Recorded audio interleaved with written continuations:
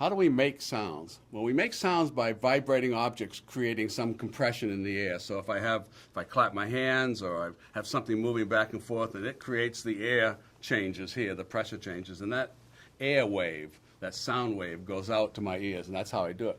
A vibrating string creates a disturbance in the air, but I don't hear it very well. Why don't I hear it? Well, I don't hear it because that string's so small. Yes, it is vibrating, but it's not moving very much air. It's not making much of a change in the air. What I need to do is take this vibration and put it to an object, a bigger object, that's going to move more sound. So something as simple as a cup.